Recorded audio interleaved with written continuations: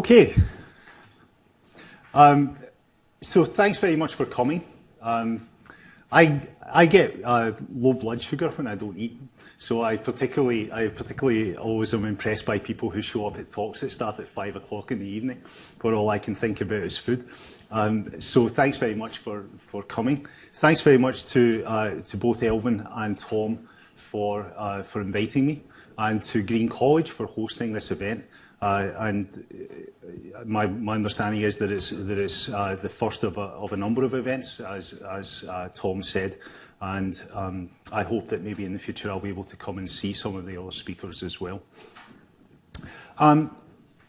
I should acknowledge to begin with an absent presence, if you like, in the room, and that's Kevin Ward from the University of Manchester, who I've been lucky enough to work with quite a lot over the years. And the paper that I'm going to present today is a paper that Kevin and I are working on together.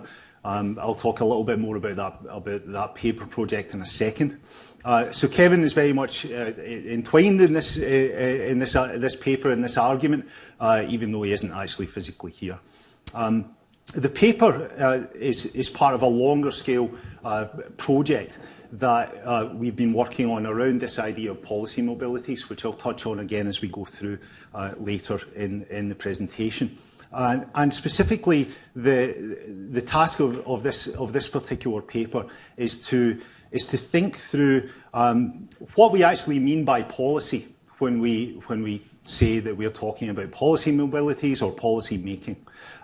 So this is a paper that, for the geographers in the room, you'll recognise the style of, or you'll know the kind of style of paper we're looking for here as we continue to develop it, because we're hoping to send it to Progress in Human Geography.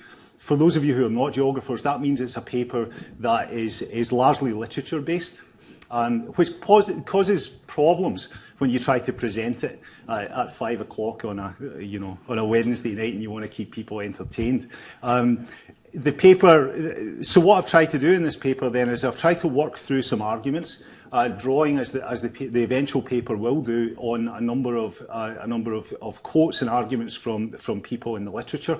But to leaven that a little bit with some examples, mainly from work that Elvin mentioned that I've done over the last few years on drug policy and the circulation of drug policy and the politics around harm reduction drug policy in Vancouver and elsewhere.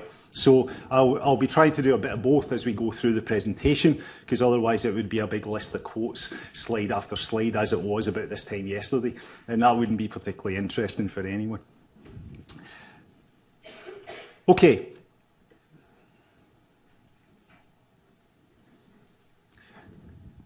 So Vancouver, in the downtown east side, in September of 2011, was a place that, first of all, was very much connected to the Supreme Court in Ottawa, because the end of September 2011 was when a long period of political activism, evidence building, and policy making came to a particular moment, a particular profound moment, when the Supreme Court of Canada finally decided that the InSite supervised injection room on the downtown east side, something that I'll talk about again and explain in a second, it would be allowed to stay open into the future. Prior to that date, the room had always operated as a trial on a limited term basis and was always subject to reapproval by the federal government. So the pictures on this slide then, as well as the newspaper headline, the picture to the lower right is of the two plaintiffs in the case before the Supreme Court, Dean Wilson and Shelley Tomich, who argued before the Supreme Court that it was, for a number of reasons, jurisdictional and also related to rights to healthcare, that people who use drugs in Canada and in the downtown east side specifically should have access to appropriate health facilities, and they argued that InSite was that type of facility. And the upper left picture in the photograph in the slide then is a crowd gathered very early in the morning outside of InSite on Hastings Street celebrating when they heard the decision. That picture was taken by Christina Temenos, who's here, and I should say Hugh had more fortitude than me because she was able to be there at a very early hour in the morning, and I wasn't able to be. Clearly in this picture we also see the politics involved and the protest involved over the years, which we will also come back to as we go on. But key to this example, and key to the notion that this is an example that we should pay attention to in terms of thinking critically about policy, is the idea of harm reduction as a particular approach to drug policy. So just so everyone is clear, this is not always necessary in Vancouver because it's been such a topic of conversation for a number of years, but it's worth it, I think, to begin with just a basic definition of what harm reduction is. So this comes from a group that when they published this definition were called the International Harm Reduction Association. They've changed their name a little bit since then. And basically the idea is that harm reduction is a set of policies, programmes and practices that aim primarily to reduce the adverse health, social and economic consequences of the use of legal and illegal psychoactive drugs. And then comes the bit that is usually particularly controversial. They aim to reduce those harms without necessarily reducing drug consumption. So this becomes often the bone of contention. This is a pragmatic public health approach to the use of drugs. And the particular strand of it that I'm interested in involves people who are, I would argue, that are as marginalised and stigmatised as anyone in society. Street involved, very poor drug users who, in the case of InSite, at least, are consuming drugs through injection. Okay. So this particular issue in Vancouver, the one that had developed in the 1990s for various reasons and come to a head in around 1997, had led to a great deal of bloodborne infection among a particular population, mostly in the downtown east side, and a large number of overdose deaths as a result of the particular consumption practices among that population. Something like InSite, then, is an attempt to overcome the worst effects of those conditions. So InSite is a drug consumption room. It's a protected place for the hygienic consumption of previously obtained drugs in a non-judging environment and under the supervision of qualified personnel. The examples on this slide, then, are places in other parts of the world that operate similarly to InSite. The Sydney Medically Supervised Injecting Centre, KNUF in Geneva, and InSite, which is one of the consumption rooms in Frankfurt. All of these, in one way or another, were models for InSite.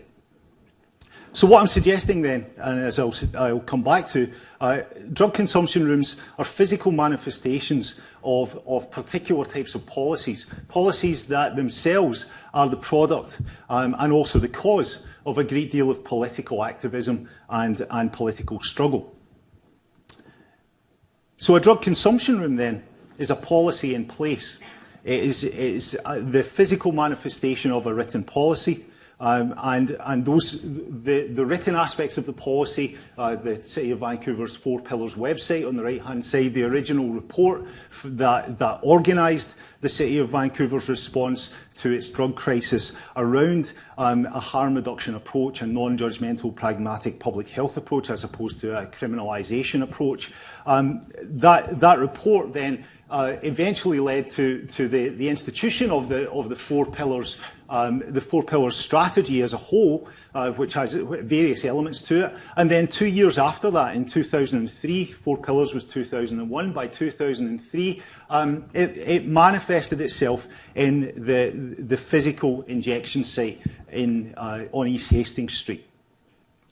So what I want to think about then, as I go through this talk, is that relationship between policy and the city, policy and places in the built environment, at the same time as I think about the relationship between policy and politics. And as will become clearer as we go on, it's already somewhat clear from the previous examples of other drug consumption rooms, I'm interested very much in the relationships that exist between local manifestations of policy and global conversations about best practices in particular types of policy. So the starting points then in this discussion. We could start with a couple of questions, as Kevin and I have tried to do. How are cities produced as globalised? What practices, institutions, resources, knowledges, ideas, etc.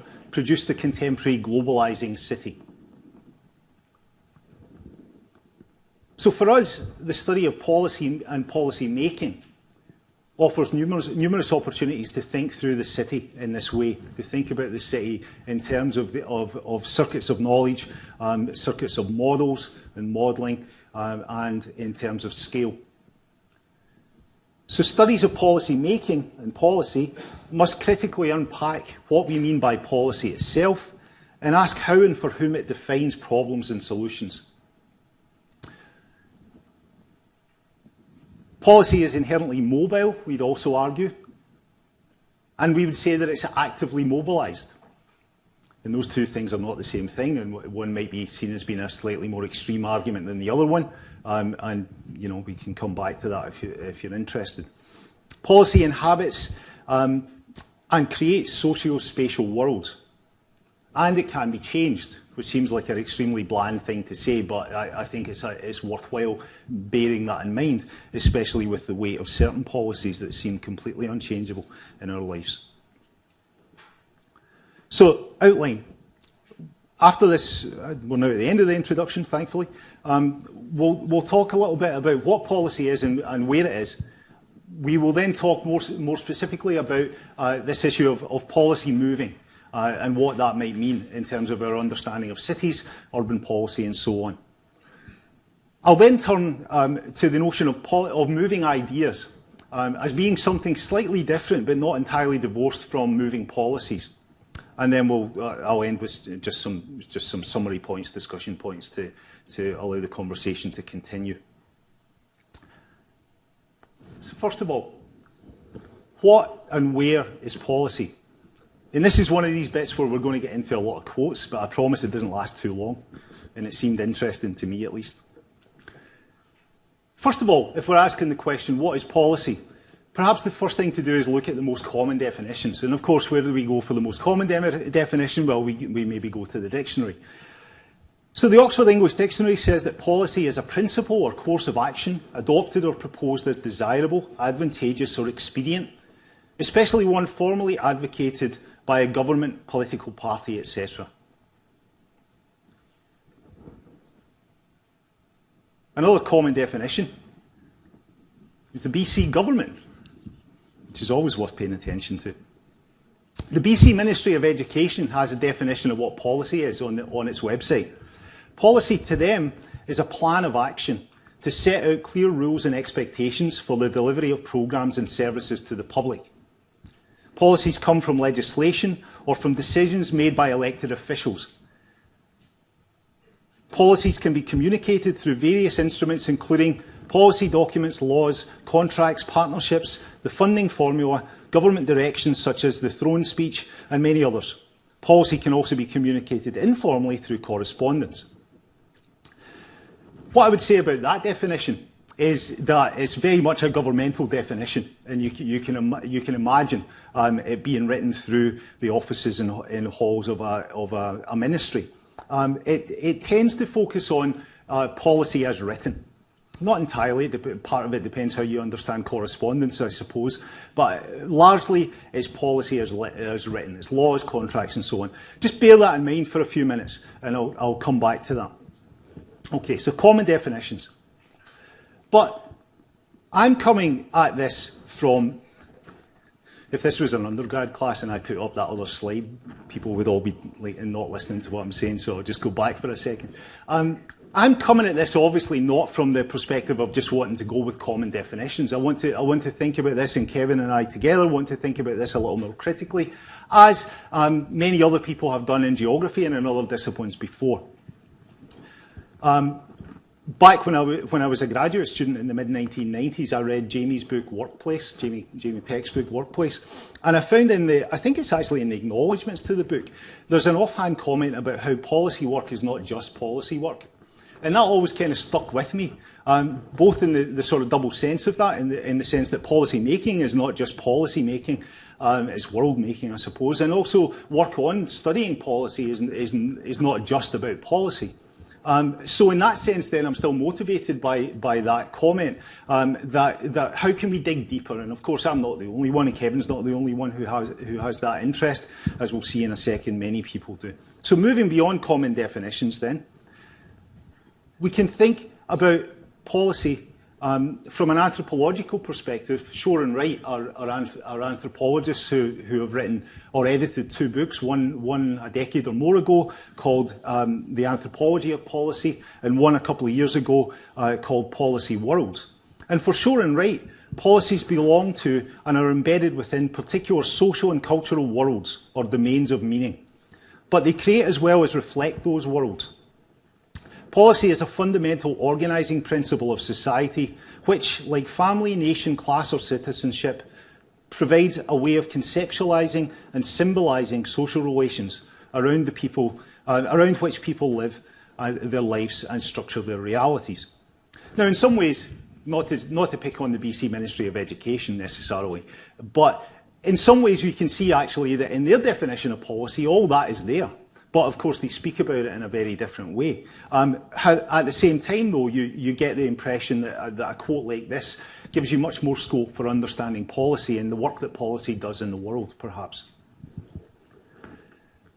We can also answer the question, what is policy, by saying that it's something that's written and practiced, and that we have to think about it as both of those things and not just one or the other.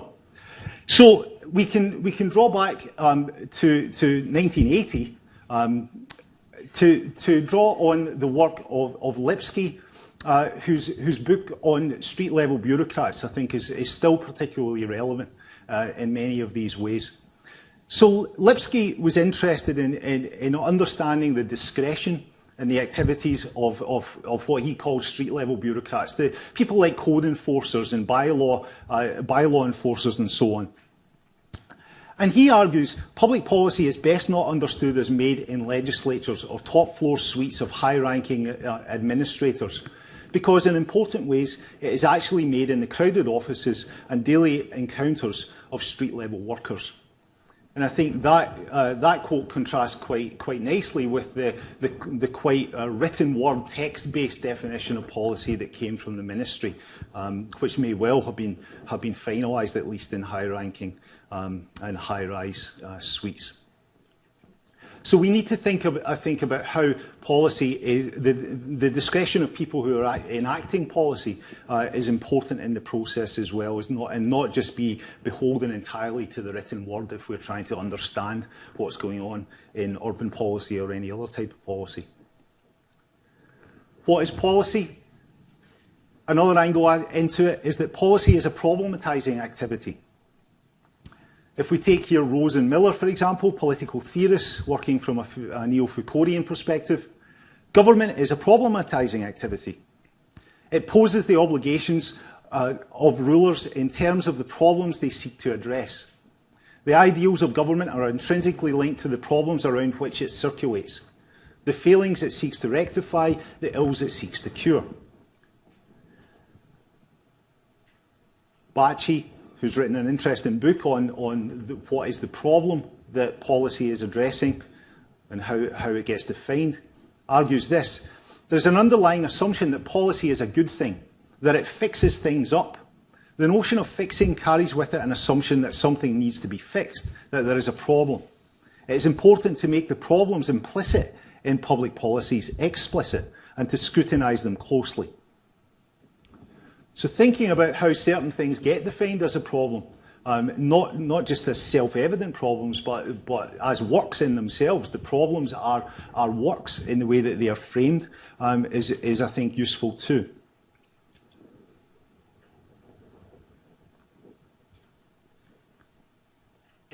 What is policy?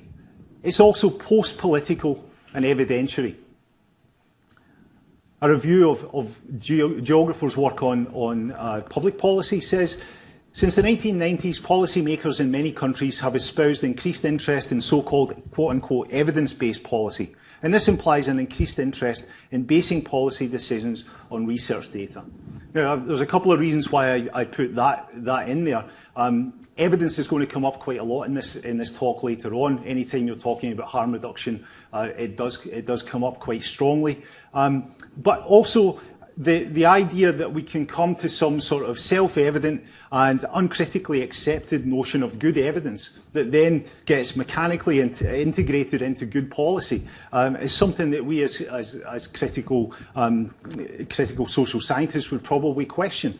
And certainly Eric Swingadown, for example, does worry about this. He worries about what he says is the evacuation of the political from the sphere of post-democratic policy negotiation. In other words, he worries that, that policy just becomes technocratic, that you just have to find the best solution, the best tool, you make a few tweaks and you move on. We don't then need, or it's actively, we actively find that, that political debate and dissensus is pushed out of the policymaking the policymaking project, excuse me.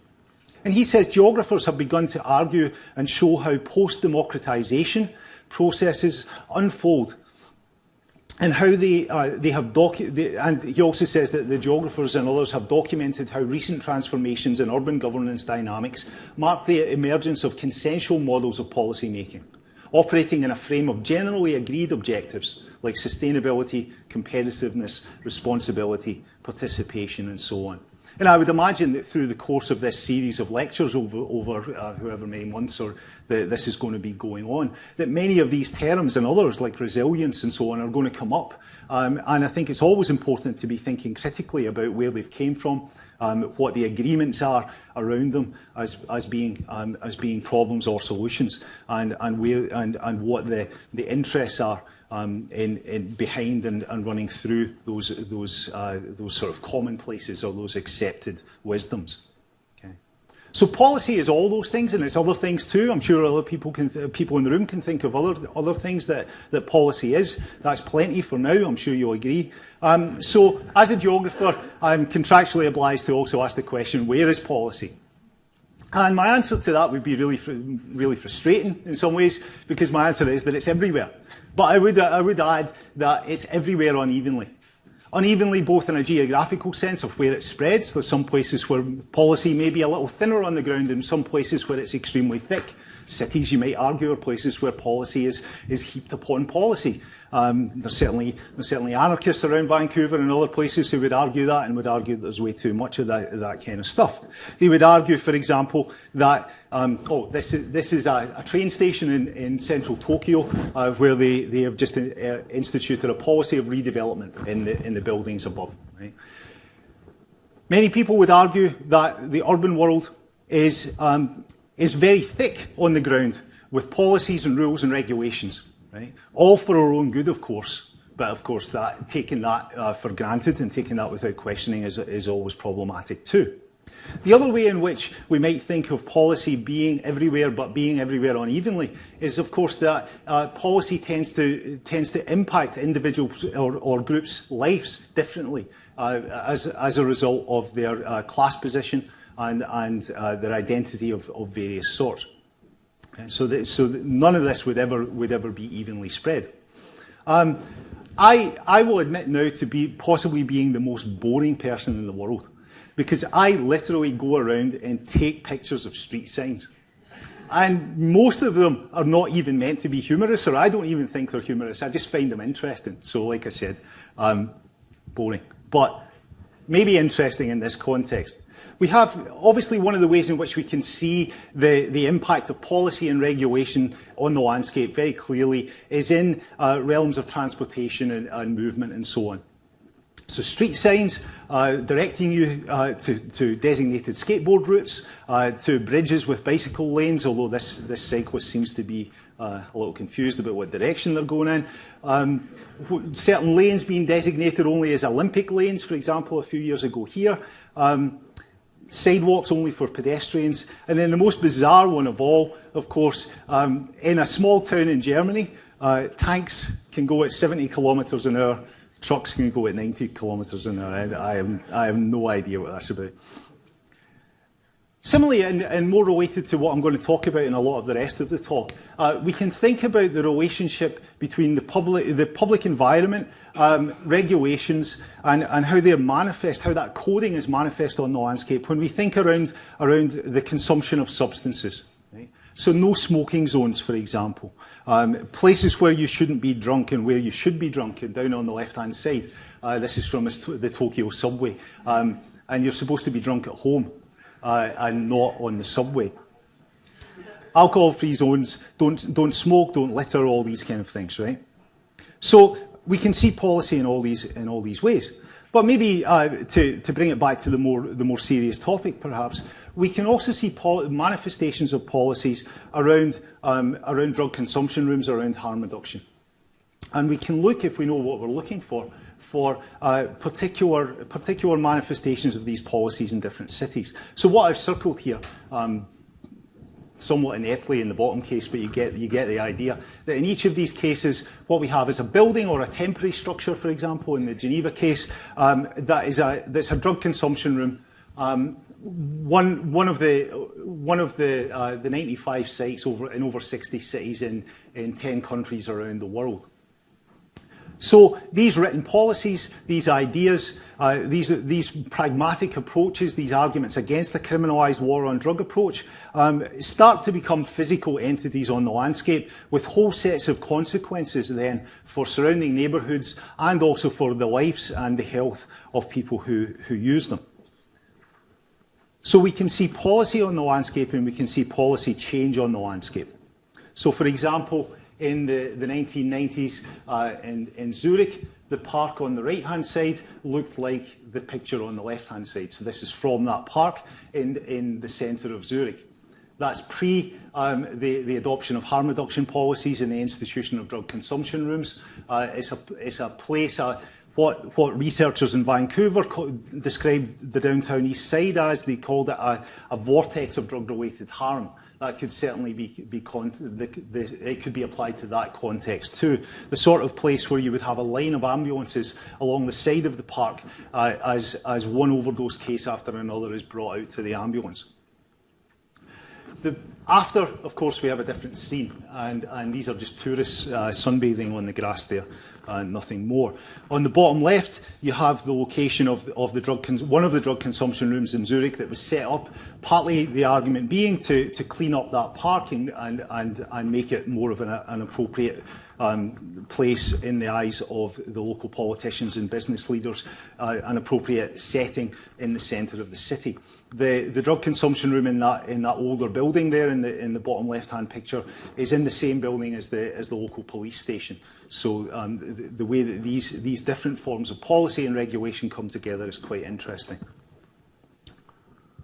In Geneva, the orange and yellow building on the left that's made out of temporary boxes, as you can see, is in a neighbourhood where there's not much evidence of an open drug scene, but there is a population of people who inject drugs, and the buildings are there. But I think it's telling, of course, that they're not there in a fully permanent sense. In Frankfurt, the top left is the storefront or the storefront entrance of a particular drug consumption room. There's a number there. This is one of the ones that Vancouver learned from very specifically. It's a place where the structure of the building itself, the layers, the floors in the building, relate to different levels of care and different types of intervention for people who use. So in the ground floor, there's a drug consumption room, and there's what's called a contact cafe where people can hang out and so on. But then above that, there are rooms for sleeping. There are detox rooms in some of them, and so on, all stacked up above each other. And at InSite, over the last few years, there is a level above InSite upstairs that's got a similar higher threshold intervention going on there, a place called OnSite. Right? The park on the right-hand side in this picture used to look like the one in Zurich. Before harm reduction was brought in. The water in these metal fountains was used for shooting up, but it's a very different environment now, as you can see. The bottom two pictures here are in a suburban area of Frankfurt, and the facility on the right, the front door of it, is in the picture on the left there, just where the car is, and that's a place that dispenses prescription heroin. So this is the bottles on the counter just behind the glass there are prescription pharmaceutical heroin that is provided to people so that they're no longer engaged in the street drug economy. They know what they're getting, and they know how often they're getting it on a regular basis, and the studies suggest that then they're able to stabilise their lives and get jobs, hold apartments and so on. In Barcelona, the model is a little bit different. They have some fixed sites, but they also have this mobile site, which is in a van that goes to one particular neighbourhood, but doesn't stay there all the time, comes away. So that's a response to resistance to having a fixed site in that particular neighbourhood. Right? So my argument would be then that policy, where is policy? Policy is in many places, and particular policies can be seen to be manifest in particular cities. But the character of that manifestation, this is the unevenly part, the character of that manifestation relates to many contingencies as much as it does to sort of broader arguments that are made about particular approaches to drug policy, for example. To summarise, and I'll quote one of your colleagues, Mary Akuse's excellent book, Geopolitics and Expertise, and she summarises all this stuff much more nicely than I could. Policy can be approached as the fundamental organising and productive principle of modern societies. Public policies are technologies of power that do not simply serve public interests, but also produce these very interests. Policies do not merely regulate existing relationships, they create new relationships, objects of analysis and frameworks of meaning. This understanding, she goes on, departs from the broadly positivist approach, according to which there are objective entities called policies that are produced for rational consideration of facts to solve knowable problems. Missing from the positivist approach is an empirical investigation of the individuals who actually make policy, an open-ended and ambiguous practice that pivots on flexibly interpretable objectives and mutates as it travels. So policy moves, it mutates as it travels. So the circulation of policies and policy models and policy expertise, etc., by a wide range of policy actors and political actors is something that we are interested in then. We argue that this is a crucial object of analysis because it emphasises the scaled practice of policy making. Policy is never only formed and implemented at one scale, it's a relational socio-spatial product.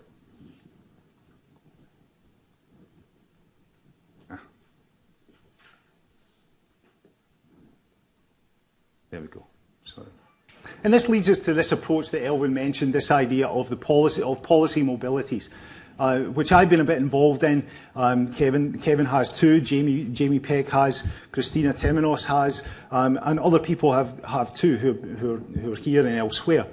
And the idea is that it's worth studying the social production and circulation of policy and associated knowledges that connect and reshape policy making, policy communities, institutions and places. So the case then, if you like, the case often is the network or the circulation, as much as the case that we're studying is a particular city or a particular drug consumption room or policy. Often people are working across both of those types of cases or all three of them, but we need to think about relations as part of this. And that has led people working in this area to a few commitments, if you like.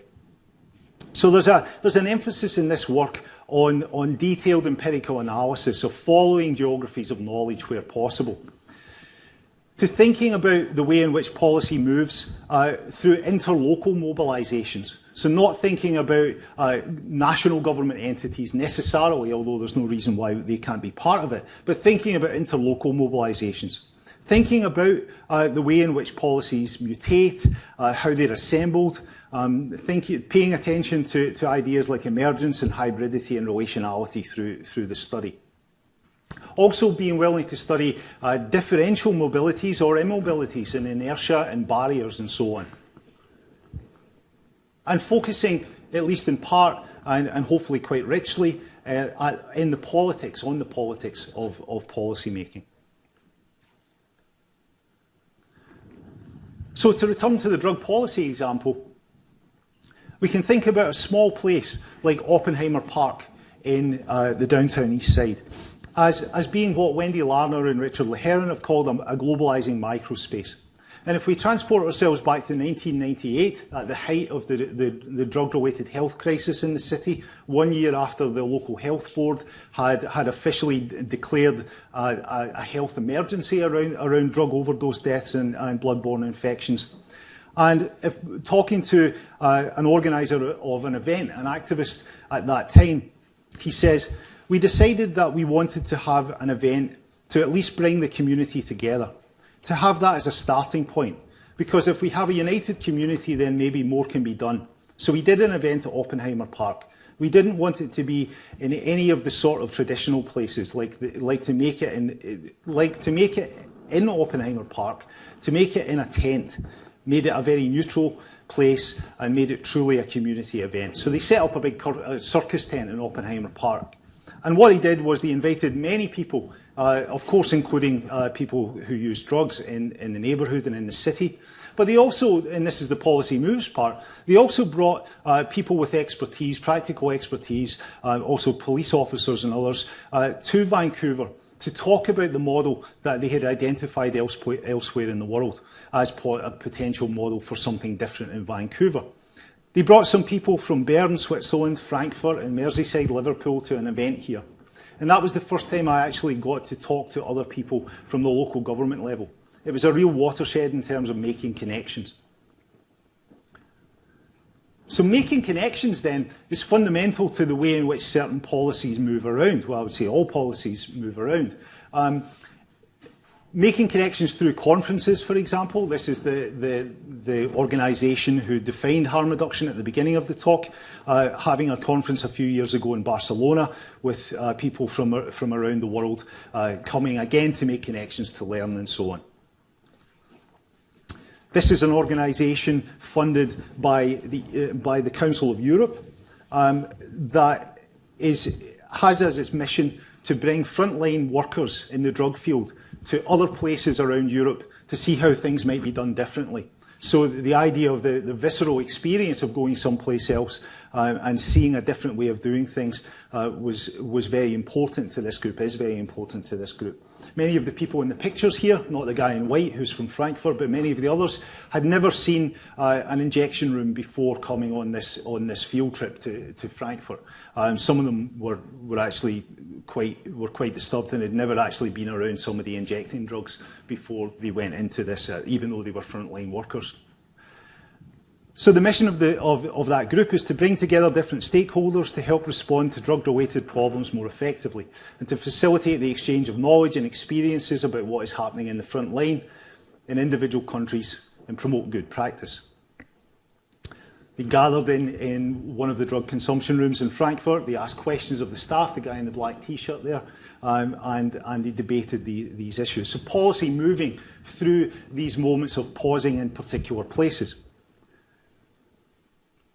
But of course, policy, while it moves, is never moving again evenly, and it moves unevenly, and it spreads, and it has patterns very much of unevenness. So, for example, the International Harm Reduction Association's map from a couple of years ago shows where opioid substitution therapy, so methadone, for example, is available. And of course, we see that there's much of the world where it still isn't available.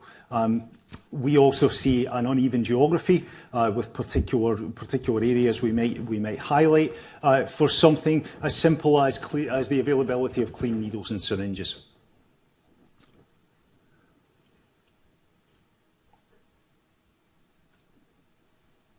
So policy moves. Some would go as far as Richard Freeman, for example, an anthropologist, health studies scholar, who makes a very strong version of this argument. He says that policy changes as it moves. Fair enough, and the more that it moves, the more it seems to change. It is this that alerts us to matters of mobility and contingency in policy making. Policy is moving and changing. Say that again, sorry. Policy is moving and changing as it moves. But this is to put things too simply. It must change in order to move, and it must move in order to exist. So for us then, we'll make two arguments. First of all, policy is an assemblage in the sense of it being a work. That is the emergent product of the intellectual labour of policy actors operating within conditioning, institutional and ideological contexts. And that bit is really important. This is not a voluntarist argument that people can dream up any policy and set it out there freely in the world, in the marketplace of ideas, quote unquote, and have it make an effect. Of course, any policy, if it moves, is probably moving because it's able to move within certain conditions and certain conditioning ideological and institutional fields that allow it to move. And we might talk later about what might be some of the reasons why harm reduction seems to have at least a little bit of a momentum in certain places in the world. So these actors operationalise shared geographical imaginations and gather parts of places near and distant to create policy. I had another quote, but I'm not going to inflict you with any more quotes. The second argument we would make is that policy has a socio-spatial life. The anthropologists have talked about policy having a social life, but of course as geographers we would want to expand that a little bit. And we would say that this socio-spatial life is mutually constitutive of the conceptualizations, comparisons, framings and placings through which policy actors learn about policy and how they assemble their own policies. So policies are out there in the world, they have a life. They are very much social in all the ways that we talked about before. And of course, they are spatial. They are in all these places. And as they go through certain places, they change the place and they change their own form. We're developing a bit more of a database would be way too grand a word for this, but we've developed a little table, if nothing else, of some people who have been doing work recently in geography on policies on the move, and we're trying to think about what type of actors they're studying, what the time periods are, what type of work they're doing, and what their methods are as well. So again, I'd be happy to talk about that later, but there's some names on there that many of you I think will recognise. This is not to say, of course, that the policy mobilities approach is entirely accepted, nor should it be necessarily. And what's happened, of course, is that as there has been more and more work done in this area, there have been more and more people who have expressed scepticism about some of the work, and that's fair enough. So what we've tried to do here is summarise a few of the current challenges to these ideas, and there's probably many more challenges to them. So this is not us saying that we necessarily go along with all these ideas, although I think we acknowledge the general points behind most of them. But these are some of the charges levelled at this way of looking at the world. One thing is that we need to be careful to overcome presentism and to acknowledge a historical context. There's nothing necessarily new about policies and models moving around.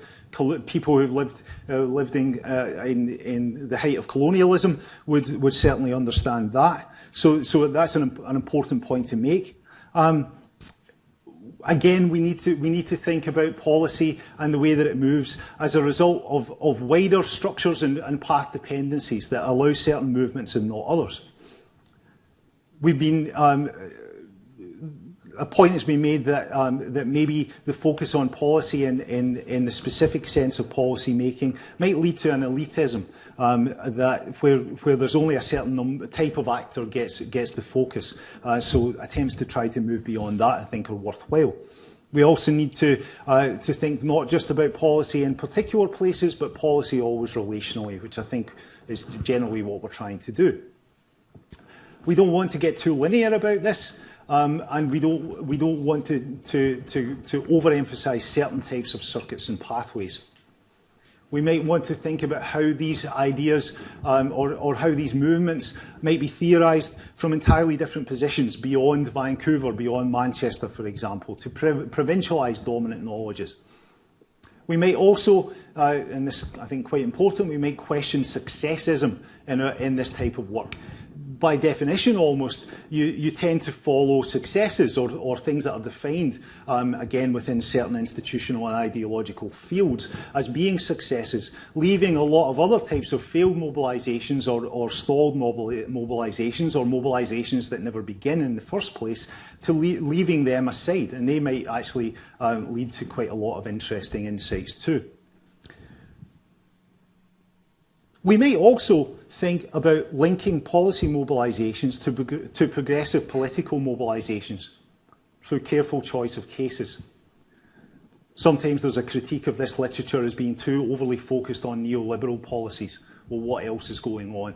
Well, there is a lot of other stuff going on. There's a lot of oppositional stuff going on that we might also take into account. So there's clearly a debate here, and it's a debate worth having, I think. And that last point then leads to my final point, and it's just a couple of more slides here. I'm interested at the moment in thinking beyond policy in the sense of being a little bit concerned that saying that we're interested in policies moving around might constrain our ability to see alternatives moving around. Right? Where alternatives might not necessarily be framed as policy or as model or as best practice as yet. But there are ideas out there, political ideas that might have purchase and might be moving around through their own networks of social movement activists. And I think this is worth thinking about. I promise you no more quotes. So we can see this again in the downtown east side, where in this idea of a moving idea here has the double sense of moving. It was both the idea of having a better policy in place with less people dying, less people being criminalised, less people being infected, became an idea that moved people. The deaths of so many people moved people. And policy was moved along, just at the same time as the new policy was mobilised from someplace else. So as this activist said, I wanted to raise this cry with the demonstrations that we had done and with the 1,000 crosses. The conditions down here were beginning to register with people beyond the downtown east side. And that notion also of raising a cry resonates with the work of Henri Lefebvre on the right to the city. So there are ways in which these discussions of moving policies and moving ideas can filter into discussions of the right to the city in interesting ways, I think. But in order for this to be done, one of the most effective strategies in Vancouver has been the emphasis on evidence. Evidence mostly coming out of the BC Centres for HIV and AIDS at St Paul's Hospital and associated with UBC. For example, this is an early graph, some early data, but this is the effects in the first few weeks of InSite opening in terms of public injection drug use going down, publicly discarded syringes going down, and other injected related litter going down. So evidence is really important. So it becomes an interesting issue when we think about this notion of evidence-based policy. we maybe don't want to just dismiss that out of hand, but to, again, critically investigate the pros and cons of that appeal to evidence within policy. And that appeal to evidence then goes hand in hand with or creates the connection with other types of politics, politics in the streets, if you like. So trust the evidence, InSite saves life, was one of the main campaign slogans in the lead up to that Supreme Court challenge that we began with. Because, as Perry argues, it should not be imagined that policymakers are won over simply by evidence. Policy choices are bound by political institutions and made by political actors, often in response to political pressures. Therefore, ideas matter. Ideas outside of the policy process matter. Ideas that are not policy matter. And it's useful while gaining the evidence on the one hand.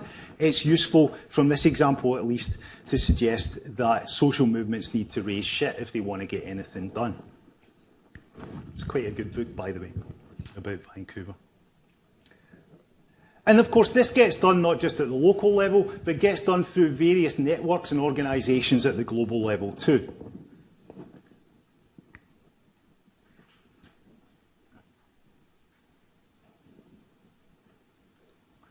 So I'll finish with these 4 discussion points. The study of policymaking offers numerous opportunities to think through how and for whom cities are made global. Studies of policymaking must critically unpack what we mean by policy and ask how and for whom it defines problems and solutions. Policy is inherently social, political and mobile and actively mobilised. It inhabits and creates socio-spatial worlds, and it can be changed. And policy is too important to leave to policymakers alone, and policy research is too important to leave to the policy sciences alone. And I'll leave you with that. Thanks.